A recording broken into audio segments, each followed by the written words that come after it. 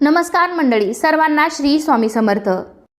तर मकर संक्रांतीचा सण जसा स्त्री वर्गासाठी नवदाम्पत्यासाठी खास असतो, अगदी तसंच तो लहान मुलांसाठी सुद्धा खूप खास असतो। कारण मकर संक्रांतीच्या दुसऱ्या दिवशी म्हणजेच किंक्रातीला अनेक घरामध्ये लहान मुलांचे बोरनान केले जाते। तर आता बोरनान म्हणजे काय, तर बोरनान या नावामध्येच त्याचा अर्थ दडलेला आहे। बोराने घातलेली अंघोळ। बोर म्हणजेच बोर आणि नान म्हणजे अंघोळ। तर आजच्या व्हिडिओमध्ये मी तुम्हाला मकर संक्रांतीच्या दिवसांमध्ये लहान बाळाला बोरनान कधी व कसे घालावे, त्याचबरोबर यंदा मकर संक्रांत ही पिवळ्या रंगावरती आहे, त्यामुळे मुलांना कोणत्या रंगाचे कपडे घालावे आणि बोरनान कोणत्या वेळेत करावे, तर अशी संपूर्ण माहिती तुम्हाला मी आजच्या व्हिडिओमध्ये देणार आहे। तर त्यासाठी हा व्हिडिओ शेवटपर्यंत नक्की पहा। चॅनलवरती नवीन असाल तर चॅनलला नक्की सबस्क्राइब करा। लगेचच आजच्या व्हिडिओला सुरुवात करूयात। तर यावर्षी मकर संक्रांतीचा सण 14 जानेवारीला साजरा केला जाणार आहे आणि त्याच्या दुसऱ्या दिवशी म्हणजेच 15 जानेवारीला किंक्रांत आहे। किंक्रांतीच्या दिवशी लहान मुलांना बोरनान घातले जाते। तसे तर संक्रांतीच्या दुसऱ्या दिवसापासून म्हणजेच किंक्रांतीपासून ते रथसप्तमीपर्यंत तर या काळामध्ये तुम्ही लहान मुलांना कधीही बोरनान घालू शकता, पण किंक्रांतीच्या दिवशी केलेले जास्त चांगले असते। तर शक्यतो किंक्रांतीच्या दिवशीच आपल्या घरातील लहान मुलांना बोरनान घालण्याचा प्रयत्न करा। जर तुम्हाला किंक्रांतीच्या दिवशी काही अडचण असेल तर मग तुम्ही रथसप्तमीपर्यंत कधीही घालू शकता। आता बोरनान हे किती वर्षापर्यंत करतात, तर आपल्या घरातील नवीन जन्मलेल्या बाळापासून ते 5 वर्षापर्यंतच्या बाळापर्यंत तुम्ही बोरनान करू शकता। तुमचं मूल 5 वर्षाचं होईपर्यंत तुम्ही बोरनान घालू शकता किंवा बऱ्याच ठिकाणी 3च वर्षे हे बोरनान घातलं जातं। आणि बोरनान हे मुलांचं व मुलीचं असं दोघांचंही केलं जातं। शिशुसंस्कार म्हणून बोरनान केले जाते। जन्माला आल्यानंतर बाळाच्या पहिल्या संक्रांतीला सर्वसामान्यपणे बोरनान केले जाते।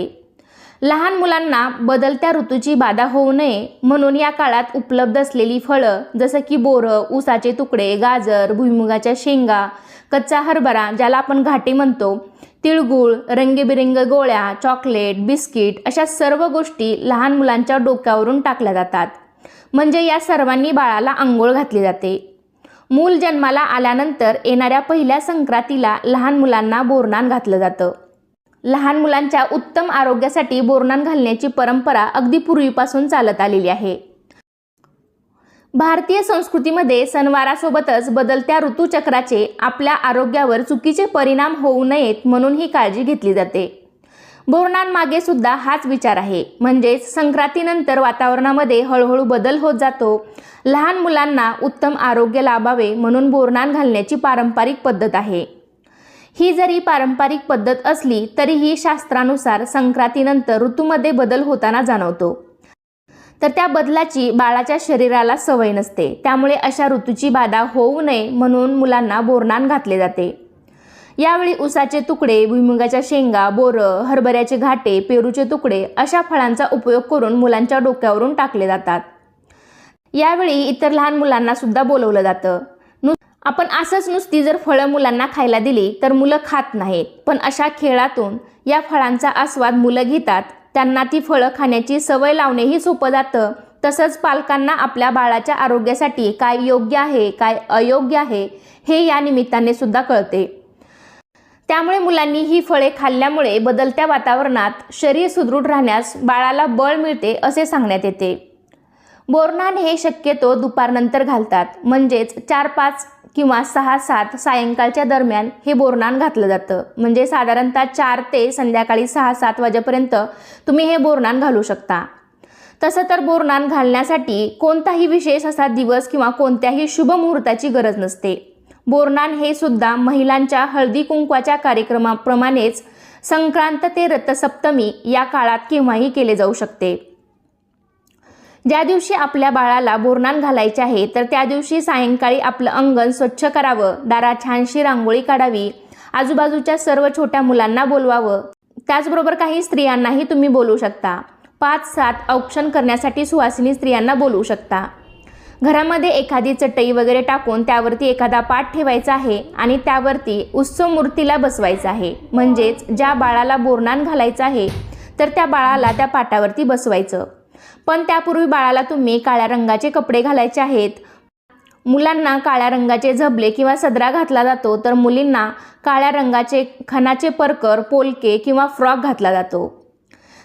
तसेच बाळाला काळ्या कपड्यांवर उठून दिसतील असे हलव्याचे पांढरे शुभ्र दागिने घातले जातात.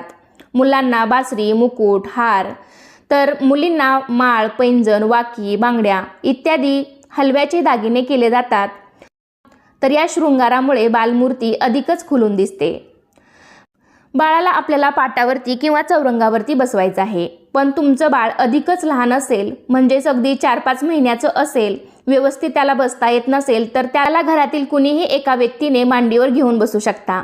शक्यतो बाळ जर नुकतंच जन्माला आलेलं असेल किंवा बाळाला 2-3 महिने झालेले असतील, तर अगदी एवढ्या लहान बाळाला सुद्धा बोरनान घालण्याची काहीही गरज नाही. तुम्ही पुढच्या संक्रांतीला त्या बाळाला बोरनान घालू शकता. अगदी 5 वर्षाचं होईपर्यंत आपण बाळाला बोरनान घालू शकतो. उत्सव मूर्ती बोरनानासाठी आपण तयार झाल्यावर त्या बाळाला पाटावरती बसवायचं आहे. बाकीच्या लहान मुलांना भोवतानी गोल करून बसवायचं आहे, जेणेकरून वरून जे काही आपण साहित्य टाकू ते तर सहज त्या लहान मुलांना वेचता येईल. त्याचबरोबर आपण ज्या काही स्त्रिया बोलवल्या असतील त्यांना बाळाला औक्षण करायला सांगायचं आहे. तसेच आपण बोरनानाची सुद्धा तयारी आधीच करून ठेवायची आहे, जसे की चुरमुरे, गाजराचे तुकडे, उसाचे तुकडे, भुईमुगाच्या शेंगा, बोरं, तिळगुळ, रंगीबेरंगी गोळ्या, बिस्किटे, कच्चा हरभरा म्हणजे आपण त्याला घाटे म्हणतो, चॉकलेट अशा गोष्टींचाही समावेश केला जातो. म्हणजे या साहित्याने बाळाला अंघोळ घातली जाते. अशा प्रकारे सर्व बोरनानाची तयारी झाल्यानंतर उत्सव मूर्तीच्या डोक्यावरती एखादी टोपी किंवा रुमाल ठेवून त्याला बोरनान घालायचं आहे. आपल्या घरातील ज्येष्ठ व्यक्तींनी म्हणजे आई, आजी, काकू या व्यक्तींनी त्या बाळाच्या डोक्यावरती हे सर्व साहित्य एखाद्या पेल्याने किंवा काही ठिकाणी मापटं, चिपटं याने सुद्धा हे सर्व साहित्य टाकतात. तर या चिपट्याने किंवा मापट्याने अंघोळ घालतात. तर तुमच्या भागामध्ये जशी पद्धत आहे त्यानुसार तुम्ही करू शकता. तर ही माहिती झाली बोरनानाविषयी. पण आपल्या सर्वांना माहिती आहे की यंदा संक्रांत ही पिवळ्या रंगावरती आलेली आहे.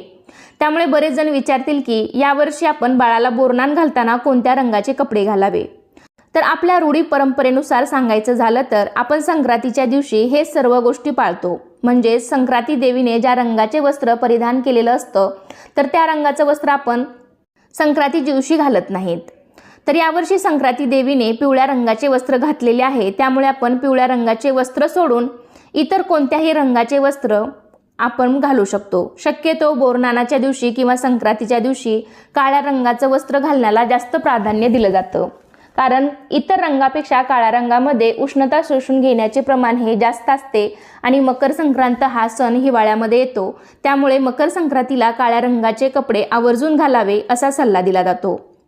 त्यामुळे तुम्ही तुमच्या बाळाला पिवळा रंग सोडून काळ्या रंगाचे कपडे घालू शकता किंवा इतर कोणत्याही रंगाचे तुम्ही कपडे घालू शकता.